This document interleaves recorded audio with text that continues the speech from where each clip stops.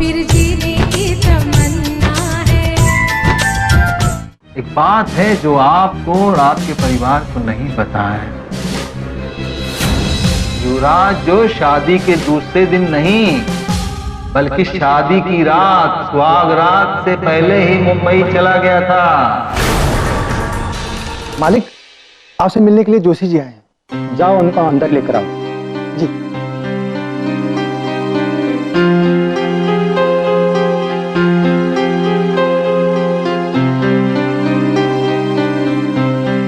अरे आइए आइए जोशी जी, आइए आइए, बैठिए बैठिए। संधि जी, आपसे एक जरूरी बात करनी थी। हाँ कहिए। हमें ये बताया गया था कि युवराज जी 2-4 दिन में वापस आ जाएंगे, लेकिन अब तो 10 दिन से ऊपर हो गया। मेरी बेटी उसकी राह देख रही है। अब तक कोई पक्की इंफॉर्मेशन भी नहीं है कि वो कब लौटेगा। सच बताइए संधि जी, क्या इस शादी से युवराज खुश तो है? क्या वाकई वो मुंबई किसी एजेंसी में गया है या फिर सच्चाई कुछ और है?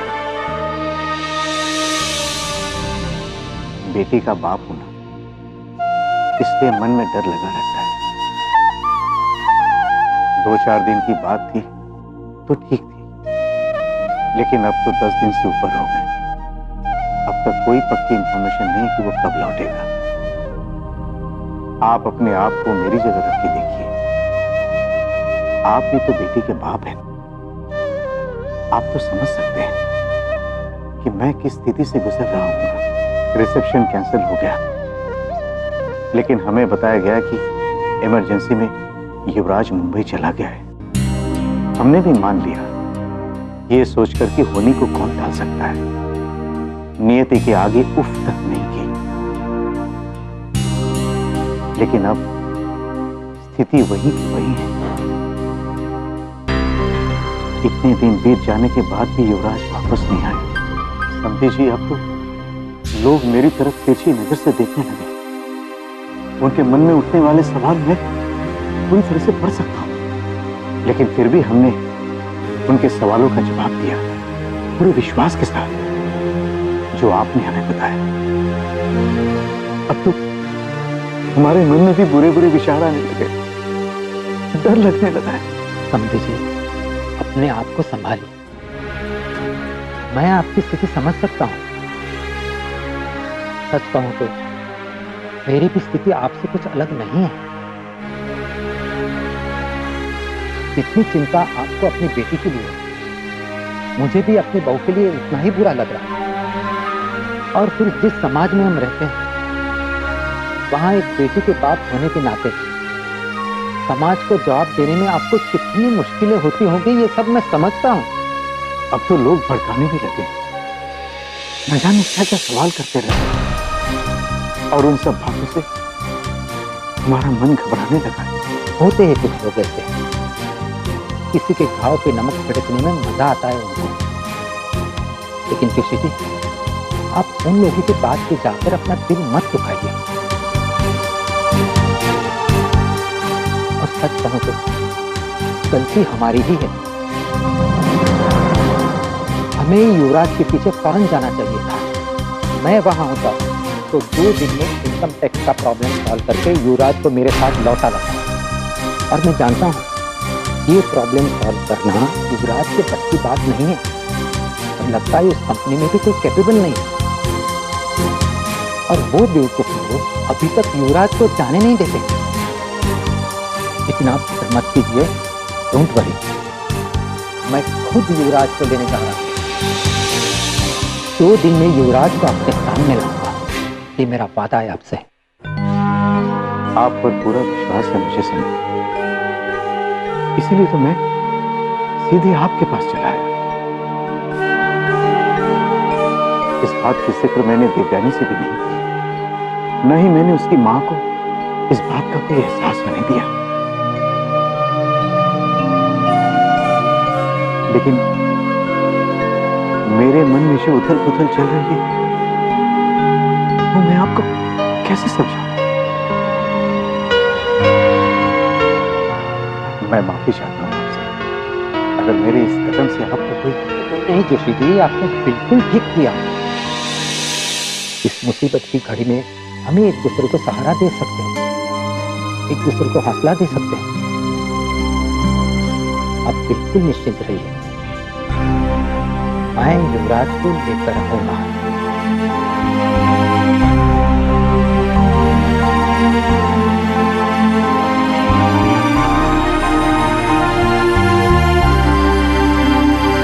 Okay, thank you. कल सुबह 7 बजे की मेरी फ्लाइट है। फ्लाइट कहाँ की? मुंबई की।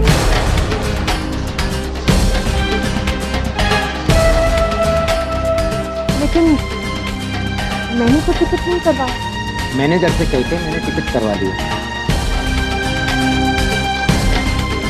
मुझे समझ में नहीं आता, आखिर आप मान क्यों नहीं रहे? अब वहाँ जाके क्या करेंगे? युवराज से यूरोप ट्रिप पर जा रहा है। अरे तो 2 दिन बाकी है ना उसके जाने में, जाने से पहले मैं उसे लेकर आऊंगा। लेकिन इतना आसान होगा युवराज के लिए यहाँ ना जाना? पता नहीं उसकी वीजा की फॉर्मेलिटीज पूरी हुई होगी कि नहीं, कितनी सारी तैयारियां करनी पड़ी होगी। इन सब चीजों के लिए उसे वक्त चाहिए होगा ना। फिर आपको अंदाजा भी है आपके इस तरह जाने से वो कितना परेशान हो जाएगा। और तुम्हें इस बात का अंदाजा है कि हमारा बेटा अब तक नहीं आया, उसके ना आने की वजह से सोसाइटी में क्या बातें उठेंगी। तुम्हें पता है, जोशी जी मुझसे मिलने आए थे। उनका कंसर्न सिर्फ युवराज था और पूछ रहे थे दामाद जी कब लौट रहे हैं।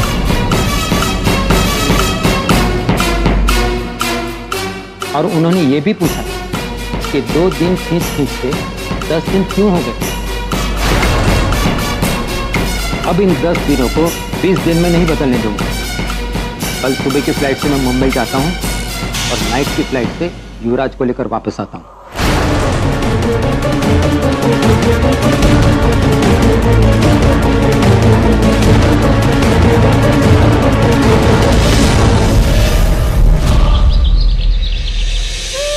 देखिए, आज तो घर मंदिर हो गया। मेरे घर की लक्ष्मी खुद पूजा कर रही है। सही कह रहे हो तुम।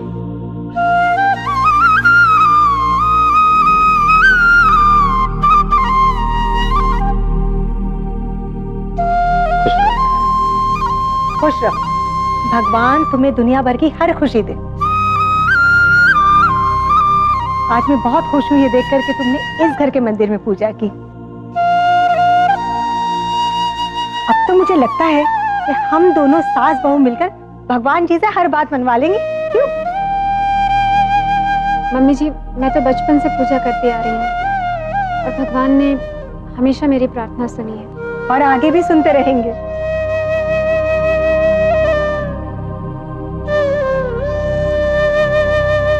हम जैसी बहू चाहते थे, देवयानी बिल्कुल वैसी है ना? हाँ, लेकिन शालिनी, तुमने उसकी परेशानी, उसकी तकलीफ महसूस की? तकलीफ कैसी? देखो शालिनी, वो ऐसे ही अचानक मंदिर में नहीं आई। वो अंदर से बहुत दुखी है, बहुत परेशान है। और जब इंसान का मन बहुत अशांत होता है ना, तो वो भगवान के शरण में आता है। अरे कहाँ से देख लिया आपने ये सब? और किसने आपसे कह दिया कि जब मन अशांत होता है तभी पूजा की जाती? अच्छी भली तो गई है वो यहाँ से। नहीं शालिनी, तुम उसकी हंसी पर मत जाओ, उसका दुख देखो। हंस बोल तो हम भी लेते, लेकिन तुम जानती हो हम कितने परेशान हैं। हाँ, ये तो मैं मानती हूँ कि परेशान तो वो भी है। और जानते हैं आप, दुखों को देखने से दुख और बढ़ जाते हैं। और इस तरह से हम लोग अगर एक दूसरे के दुख देखते रहेंगे ना, तो फिर खुशियां कैसे आएंगी? दुखों की तरफ से आंख मूंद लेने से खुशियां नहीं आ जाती। दुखों को दूर करने के लिए एफर्ट्स करनी पड़ती है। हाँ, तो कर रहे हैं ना हम लोग एफर्ट। आप ये सब मत सोचिए, मैं हूं ना बहू का ख्याल रखने के लिए। तुमसे अकेले नहीं हो पाएगा।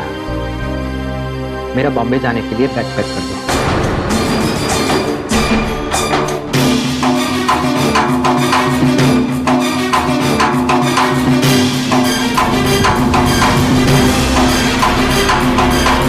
ऑफिस पहुंच रहा हूं मैं। आप आप शुरू हो जाओ। राघव, अरे फूफा जी प्रणाम। जीते रहो। आपका टिकट करवा रहे हो कलकत्ता का? बस फूफा जी मैं तो बिल्कुल रेडी हूँ, जब आप चाहेंगे तब निकल जाऊंगा। मुकुंद कह रहा था कि तुम युवराज आने तक रुकना चाहते हो। मैं तो चाहता हूँ फूफा जी, लेकिन अब जैसा आप चाहें। बात मेरे चाहने ना चाहने की नहीं है, तुम देख लो कलकत्ता में कोई दिक्कत नहीं है, ठीक है? नहीं नहीं, दिक्कत वाली तो ऐसी कोई बात नहीं है फूफा जी, सब कुछ अंडर कंट्रोल है। ऐसी दिक्कत कुछ हो ऐसी कोई बात नहीं। कलकत्ता से फोन है। सेक्रेटरी का होगा। हेलो चट्टोपाध्याय जी, नमस्कार। कैसे हैं? कहिए क्या खबर है? अच्छा खबर नहीं है सर।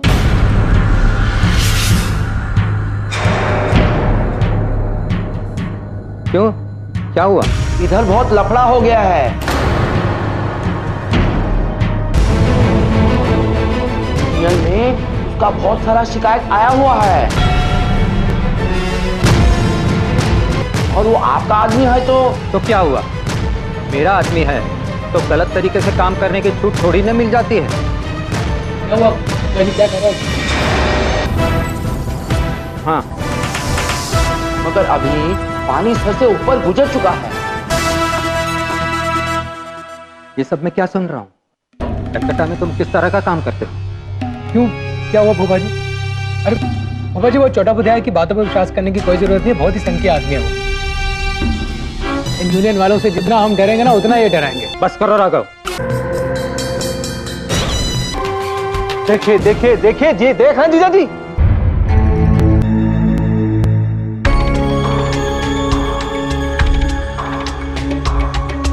युवराज तो इस लड़की के प्यार में पागल हो चुका है। वो तो ना कुछ देखेगा ना ही कुछ समझेगा, और युवराज की असलियत जानकर ये तो आप ही से बाहर हो जाएंगे। इन्हें मुंबई जाने से रोकना होगा, हर हाल में रोकना होगा, वरना सब कुछ बर्बाद हो जाएगा, तबाह हो जाएगा। लेकिन कैसे? वो तो मेरी बात मानेंगे ही नहीं, और अगर मैं उन्हें ज्यादा फोर्स करती हूँ तो उन्हें मुझ पर शक हो जाएगा, और मानेंगे तो वो तब भी नहीं। तो फिर क्या करूं मैं?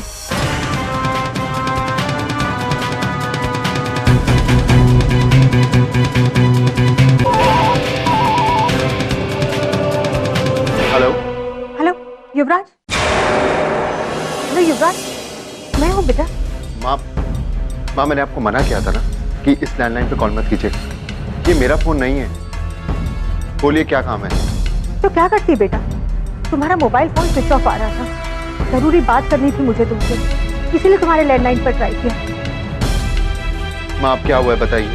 युवराज, तुम्हारे पापा मुंबई आ रहे हैं कल तुम्हें वापस लेने के लिए।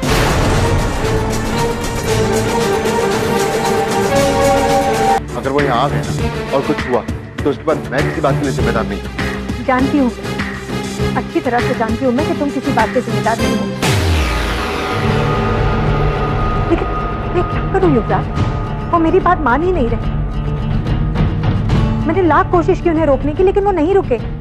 माँ मुझे नहीं पता, आप उन्हें किसी भी तरीके से रोकिए, और अगर वो यहाँ आ गए ना तब भी मैं उनके साथ नहीं आऊंगा। और जो कुछ भी आप उनसे छुपा रही है ना वो सब उनके सामने आ जाएगा। फिर आप मुझे किसी बात के लिए ब्लेम मत करना। मैंने आपसे वादा किया ना कि मैं यूरोप ट्रिप के बाद वापस आऊंगा, वो भी नहीं होगा। अजीब बात कर रही हो तुम। उसकी ये हिम्मत कि मुझे मना कर दे। और ये बताओ तुम किस बात से इतना डर रही हो? मैंने कहा मैं उसे लेकर आऊंगा, मीन्स लेकर आऊंगा। अरे तो उसने कब मना किया है आने के लिए? कह तो रहा है ना कि फॉरेन की ट्रिप से लौटते ही वो डायरेक्टली घर आ जाएगा। नहीं, वो पहले यहाँ आएगा फिर कहीं जाएगा, और मेरा बस चले तो मैं उसे कहीं बाहर जाने ही ना दूं।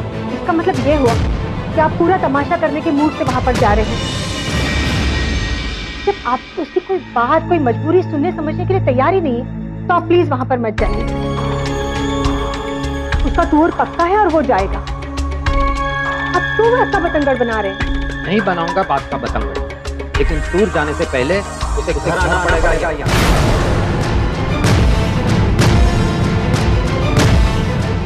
आप मेरी बात क्यों नहीं समझ रहे हैं? चलिए आप 2 दिन के लिए उसे घर ले भी आते हैं तो क्या फायदा? इतने दिनों के बाद लड़का घर आएगा और सिर्फ 2 दिन बहू के साथ रहकर फिर वापस चला जाएगा। अब सोचिए ना, क्या बीतेगी देवयानी पर। खुश हो गई बहू, कम से कम 2 दिन तो साथ रहेगा। और लोगों के बारे में सोचा है आपने? अरे तरह तरह की बातें करेंगे, कहेंगे पहले तो शादी के बाद चला गया, अब कैसे भी करके उसे वापस ले आए, तो फिर अगले दिन चला गया। सब लोग जानते हैं कि वो कंपनी के काम से गया है और काम खत्म होते ही लौट आएगा।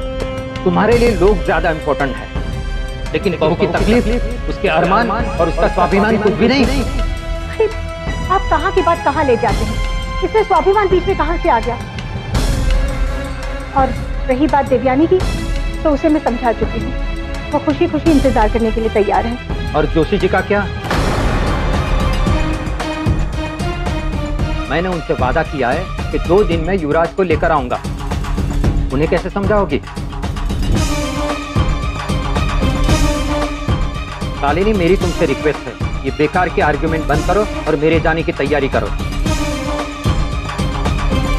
मैं युवराज को लेने जा रहा हूं मुंबई, और ये मेरा आखिरी फैसला है।